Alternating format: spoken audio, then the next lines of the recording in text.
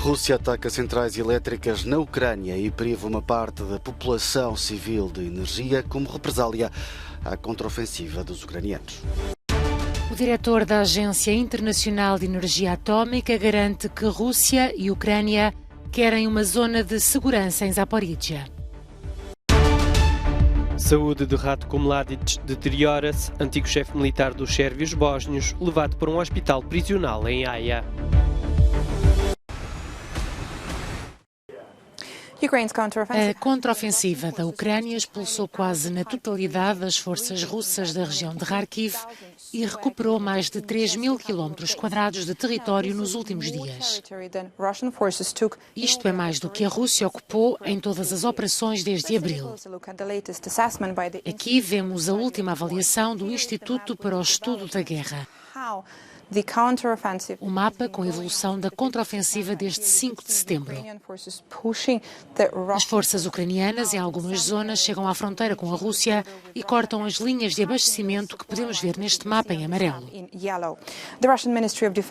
O Ministério da Defesa russo anunciou a retirada das tropas da linha de Balakli-Izum, enquadrando a retirada como um reagrupamento de forças para apoiar os esforços russos na direção da região de Donetsk. Esta declaração, de acordo com o Instituto para o Estudo da Guerra, reflete a falsa explicação do Kremlin para a retirada russa depois da Batalha de Kiev em março. Os grupos de reflexão dizem que as forças russas não estão a conduzir uma retirada controlada e estão a fugir da região sudeste de Kharkiv para escapar ao cerco em torno de Izum. As forças russas enfraqueceram o eixo norte de Donbass, distribuindo unidades desta área para o sul, especificamente para Kherson, onde as tropas ucranianas continuam a contraofensiva, com combates pesados a acontecer nestes assentamentos. O Ministério da Defesa do Reino Unido acrescenta que no sul, perto de Kherson, a Rússia está provavelmente a lutar para fazer avançar reservas suficientes através do rio Dnipro para a linha da frente. A artilharia de longo alcance ucraniana está agora a atingir o Dnipro com tanta frequência que a Rússia não consegue reparar as pontes rodoviárias danificadas.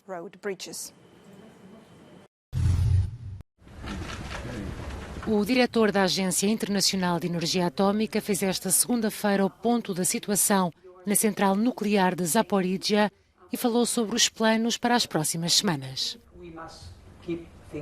Rafael Grossi assegurou que tanto a Rússia como a Ucrânia parecem estar interessadas em estabelecer uma zona de segurança à volta da central, controlada pelo exército russo. De acordo com a informação que temos, estão a tentar consolidar a questão do fornecimento externo de energia, incluindo, se possível, a recuperação de algumas das principais linhas de energia elétricas antigas. Mas, como sabem, em alguns casos elas passam para o território de controle russo. Portanto, isto pode ser um pouco complicado. O esforço agora é tentar manter a central operacional. Rafael Grossi visitou a central no início deste mês. Esta segunda-feira voltou a alertar para o risco de desastre nuclear enquanto continuarem os bombardeamentos. Apesar da presença militar russa, a central continua a ser controlada pelo operador público das centrais nucleares da Ucrânia e Kiev continua a tomar decisões.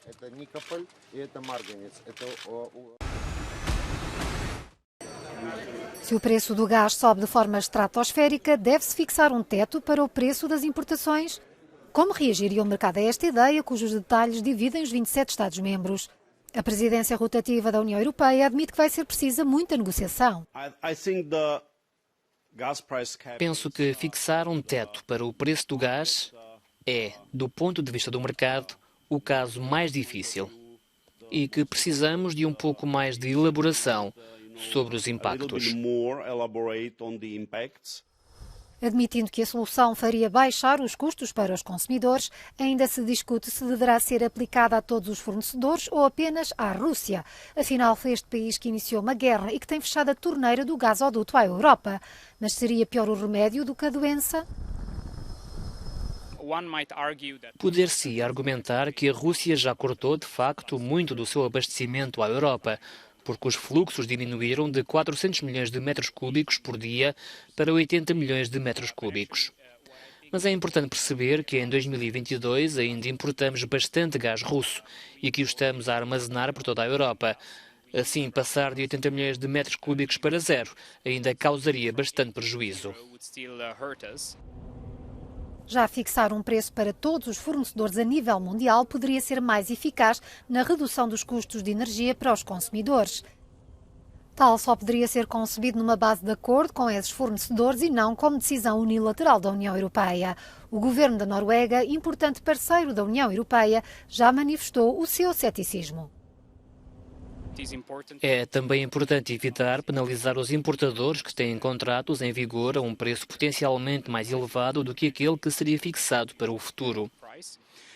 Finalmente, é essencial assegurar que se implementa um mecanismo para atrair um volume flexível de gás natural liquefeito. Caso contrário, os exportadores vão virar-se para o Irão e para a Ásia, onde não existe um preço máximo. Os ministros com a pasta da energia pediram à Comissão Europeia que estude os detalhes desta intervenção de emergência temporária para poderem aprovar uma proposta legislativa antes do final do mês. Ratko Mladic, também conhecido como o carniceiro dos Balcãs, foi levado para um hospital prisional em Haia, nos Países Baixos, e está em estado grave. O anúncio foi feito pelo filho do antigo chefe militar dos sérvios bósnios Darko à comunicação social sérvia da Bósnia. Mladic está a cumprir uma pena perpétua depois de ter sido condenado pelo Tribunal Penal Internacional por genocídio, crimes contra a humanidade e crimes de guerra cometidos durante a Guerra Civil da Bósnia-Herzegovina, que decorreu entre 1992 e 1995. Os problemas de saúde de Ratko Mladic, de 79 anos, têm vindo a agravar-se. Nos últimos anos, sofreu vários ataques cardíacos e acidentes vasculares cerebrais.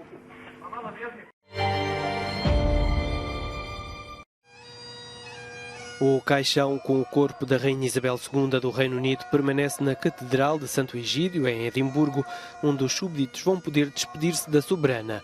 Até terça-feira à tarde, espera-se que milhares de escoceses possam prestar as últimas homenagens à Rainha após passarem por rigorosas medidas de segurança para entrar no templo.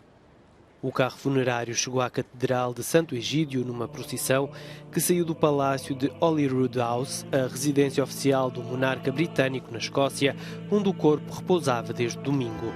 No cortejo fúnebre participaram o rei Carlos III e os irmãos, a princesa Ana e os príncipes André e Eduardo. Na missa de corpo presente participaram a rainha consorte Camila, vários membros da família real e políticos, entre os quais a primeira-ministra escocesa Nicola Sturgeon. Ao início da tarde desta terça-feira, o caixão, com o corpo da rainha, será trasladado para Londres por avião. A soberana passará essa noite no Palácio de Buckingham, de onde sairá na quarta-feira para Westminster Hall, onde ficará por 4 dias. A Rainha Isabel II será enterrada no dia 19 de setembro, na Abadia de Westminster.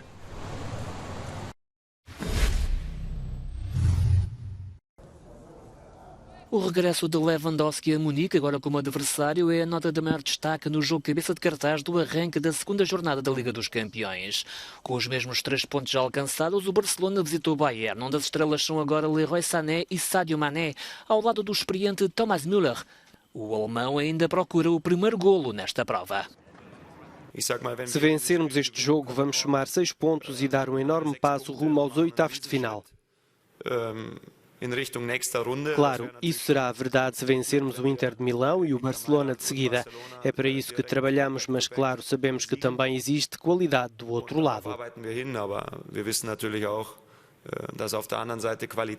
Um pouco mais cedo, o Sporting recebe em Lisboa o Tottenham. Os vice-campeões portugueses vêm de uma histórica vitória na Alemanha, diante do Eintracht de Frankfurt. Há 3 jogos sem sofrer golos. O Sporting de Ruben Amorim enfrenta agora Harry Kane e Richarlison. O brasileiro foi o autor dos 2 golos com que os ingleses venceram o Marselha na primeira jornada e está em grande forma. O Sporting Tottenham começa às 17h45, hora de Lisboa. Pelas 9 da noite, o Eintracht e o Marselha vão tentar somar os primeiros pontos neste grupo D. No grupo A, outro duelo de tubarões, o Ajax visita o Liverpool, derrotado há uma semana pelo Nápoles, que à mesma hora visita o Rangers em Glasgow. No grupo B, o Porto recebe o Bruges em busca dos primeiros pontos e o Atlético joga em Leverkusen. No grupo C, por fim, além do citado Bayern-Barcelona. Às 17h45, hora de Lisboa, joga-se na República Checa o Viktoria Plzeň Inter de Milão.